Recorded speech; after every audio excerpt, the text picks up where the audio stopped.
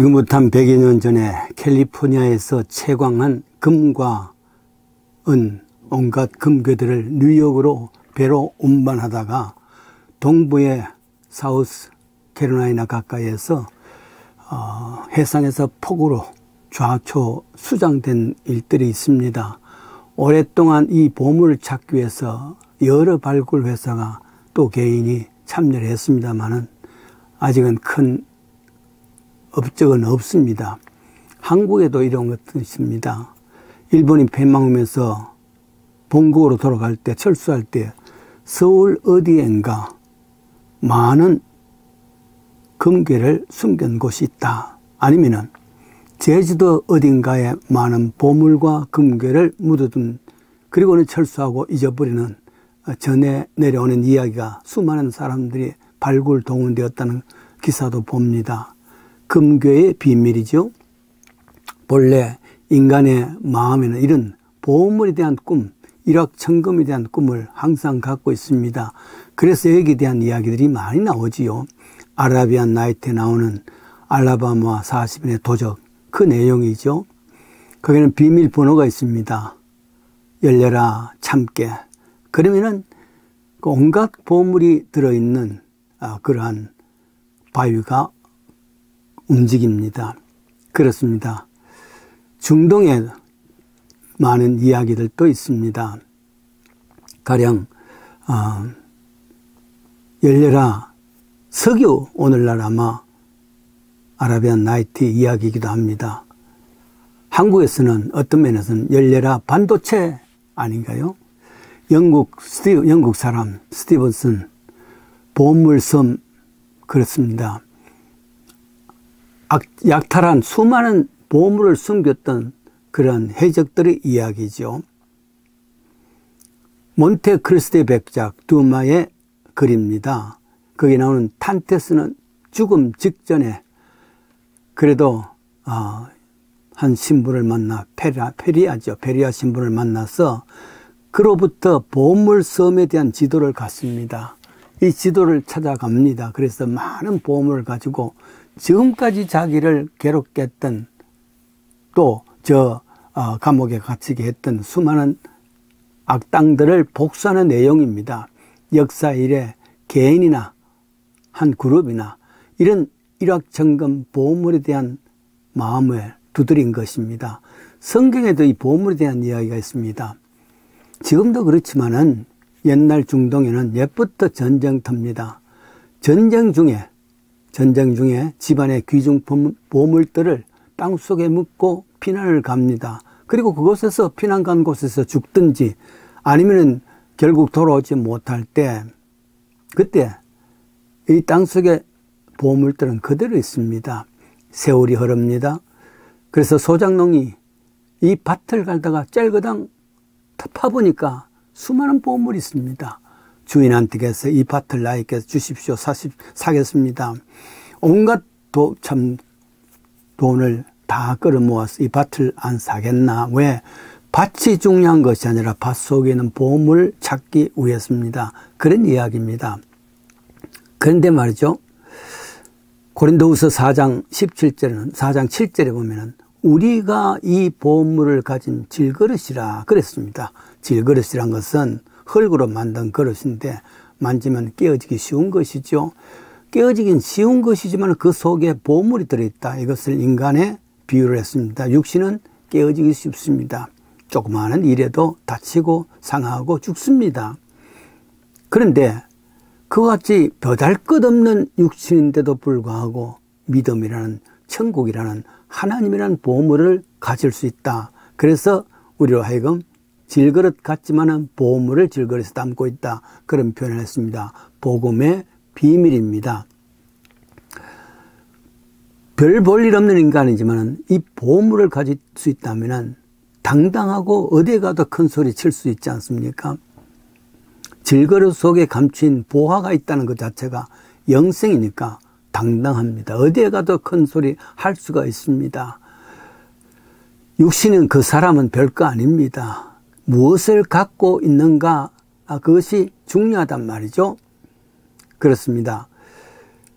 영적인 속사람, 더 귀한 존재라 그런 말씀이기도 합니다. 한 신사가 하수구에 들어가서 전벙전벙 겨우 가져오는 것이 신문지 뭉치란 말이죠. 사람들은 수근거립니다.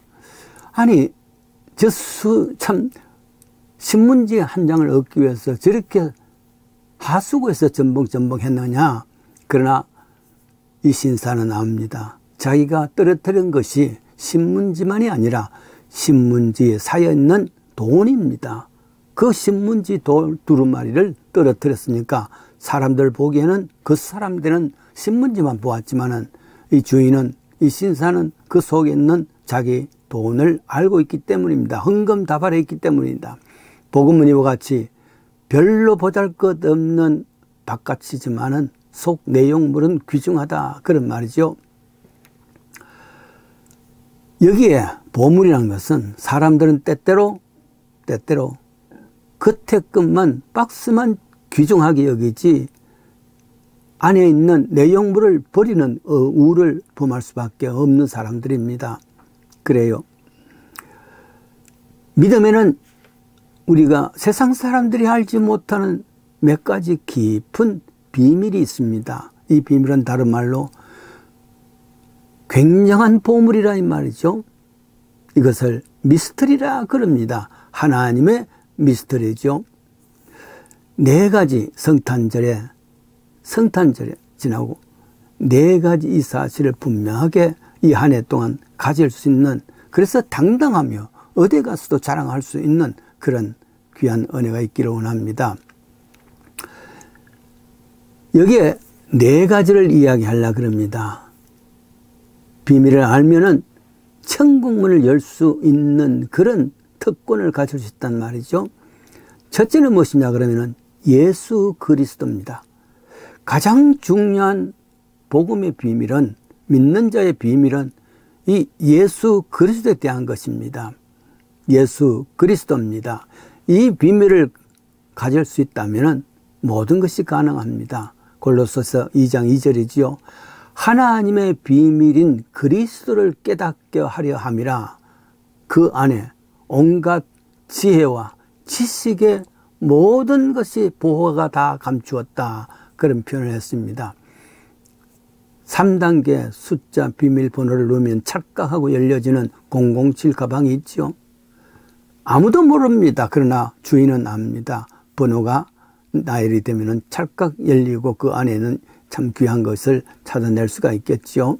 그와 같이 우리에게 이와 같은 비밀, 믿는 자에게 가장 큰 비밀은 예수 그리스도입니다.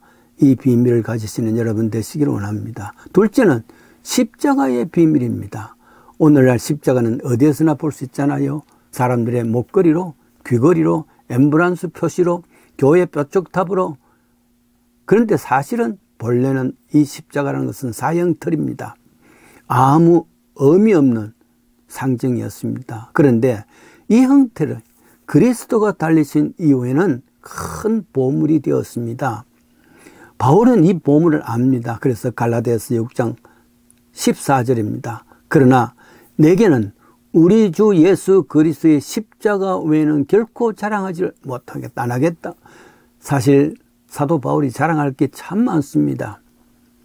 간문이나 또 로마 시민권이나 학문적으로나 많은 것을 가졌지만은 그거 아무것도 아니다. 왜? 십자가라는 비밀을, 보물을 갖고 있기 때문에 다른 것은 아무것도 아니다. 그런 표현을 했습니다. 코로나 바이러스로서 참 많은 어려움이 있지 않습니까?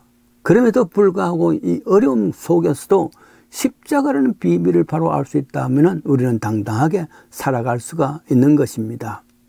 십자가는 죽음을 이길 수 있는 바이러스를, 죽음이라는 죄의 바이러스가 바로 죽음 아니겠습니까? 죄의 바이러스 죽음, 이 바이러스 죽음 때문에, 죄의 바이러스 때문에 인간은 죽어가고 있는데, 십자가라는 것은 흘리신 예수 그리스도의 보혈이 죄를 이길 수 있는 거대한 힘을 가질 수 있는 파워가 있단 말이죠. 그렇습니다. 감추인 비밀이 바로 그겁니다. 고린도후서 1장 9절입니다. 이 비밀을 가진 자는 무명한 자 같으나 유명한 자요, 죽은 자 같으나 살아있는 사람이고, 근심하는 자 같으나 항상 기뻐하며, 아무것도 가지지 못한 자 같으나 모든 것을 가진 자라, 그렇게 했습니다. 왜냐하면 코로나 이길 수 있는 백신이 개발되듯이 십자가에 흘리신 보혈의 피가 죽음을 이길 수 있는 영원한 백신이 분명하기 때문입니다. 이 비밀이죠. 이 보화지요. 세 번째 보화를 기억해 주시기 바랍니다. 성경입니다. 이와 같은 십자가의 보화, 그리스도의 보화를 우리가 어떻게 알았을까? 성경을 통해서 알았습니다. 그래서 성경에 이 보화의 내용이 그대로 적혀 있기 때문입니다. 그래서 성경이 큰 보화고 비밀입니다. 에베소서 3장 4절입니다. 성경을 읽으면은 그리스도의 비밀을 내가 깨달은 것을 너희가 알 수 있으리라. 즉, 첫 번째, 두 번째 이 비밀이 바로 이 성경을 통해서 우리가 알려주고 있다, 그 말이죠. 그러니까 성경 자체가 보화고 비밀이 되는 겁니다. 예수 그리스도의 십자가라는 비밀, 이 모든 것이 기록된 그대로입니다. 옛날, 지금은 그렇지 않습니다만 1950년도에 미국 유학 간 사람들 생각해 보세요. 한국에 자기를 기다리는 애인, 그 애인과 어떻게 소통할 수 있을까? 요즘 같으면 뭐 금방 전화로서 셀폰으로서 가능하죠. 그러나 옛날에 그럴 수 없습니다. 그리고 굉장히 비쌌습니다. 꼭 하려면은, 말하자면은 전화소에, 전화국에 가서 거기서 걸 수도 있었습니다. 그러면 어떻게 소통할 것인가? 편지지요. 그래요. 아무개야 하고 자기의 이야기를 하고, 그리고 상황을 이야기하고 또 부탁도 하고 그럴 겁니다. 그러면 한국에 있는 애인은 그 편지를 받고 울며 그 편지를 받고 가슴에 떼고, 그리고 넣어놨다가 또다시 읽고 넣어놨다가 또다시 읽는. 왜냐하면 그 편지와 자기 애인, 유학하고 있는 미국에 있는 애인과 사실은 동격입니다. 동일한단 말이죠. 하나님은 자기와 동격인 편지를 보냈습니다. 이 성경이란 말이죠. 그러니 우리에게 성경이 있다는 것은, 그것은 무슨 사람들이 쓰여진 그런 글이 아니라 하나님의 마음, 하나님의 생각이 담겨 있습니다. 자, 그러니 이게 귀한 것이죠. 아무렇게 함부로 할 수가 없는 것인 줄 압니다. 이사야서 34장 16절입니다. 너희는 여호와의 책을 자세히 읽어보아라. 이것들은 하나도 빠진 것이 없고 하나도 짝이 없는 것이 없으리니 이는 여호와의 입이 이를 명하셨고 그의 신이 이것들을 모았기 때문이다. 성경을 바로 그렇습니다. 문학책도 아닙니다. 철학책도 아닙니다. 오직 하나님의 마음이라. 그러니 귀한 보물이고 비밀이죠. 네 번째 보물이 있습니다. 복음의 보물 네 번째. 첫 번째는 뭘 했죠? 첫 번째는 예수 그리스도입니다. 두 번째는 십자가입니다. 세 번째는 성경이라 했습니다. 마지막 네 번째는 교회입니다. 여러분, 이 교회가 왜 보화가 되고 비밀이 되느냐 하면은, 이와 같은 보화와 비밀을 누구에게 맡겼냐 하면은 교회에다가 맡겼습니다. 교회는 이 비밀을 다른 사람에게 나눠주는 곳입니다. 그러니까 이 참 교회라는 것이 굉장히 중요한 비밀이 될 수밖에 없습니다. 고린도전서 4장 30절입니다. 사람이 마땅히 우리를 그리스도의 일꾼이요 하나님의 비밀을 맡은 자로 여길지어다. 우리를 어디에? 교회에 있는 우리를 말이죠. 교회는 구제섭하는 곳이기도 합니다. 혹은 거기에 친교하는 곳이기도 합니다. 여러 다른 사역도 할 수 있습니다만 가장 본질적인 것은 이와 같이 보물, 비밀들을 나누어주는 것이라 그런 말입니다. 결론은 그리스도의 십자가, 그리고 성경, 그리고 교회, 이 네 가지가 바로 우리의 큰 보물입니다. 이것은 무슨 신학교를 다녔어가 아니고, 아니면은 40일 금식에서도 아니고, 철학서적을 읽을 정도의 수준이 있어야 될 것이 아니고 그런 것이 아닙니다. 가장 간단한 말인데 그 속에 모든 것이 들어있단 말이죠. 친구가 서울에서 내려와서 할머니 집에 갔는데 인사를 아주 깍듯이 합니다. 할머니 안녕히 주무셨어요. 할머니 식사하셨어요. 이런 긴 이야기를 합니다. 그러나 그때 우리는 할머니를 만나면 다른 말 안 합니다. 아침 만나서 할맹교 안에 식사하셨습니까? 안녕히 주무셨습니까? 모든 것이 담겨 있습니다. 복잡한 그런 복음이 아닙니다. 복음 안에는 가장 간단한 내용이고 그것이 우리에게는 큰 비밀입니다. 이 비밀을 가지고 이 한 해를 넉넉하게 살아갈 수 있는 저와 여러분 되십시다.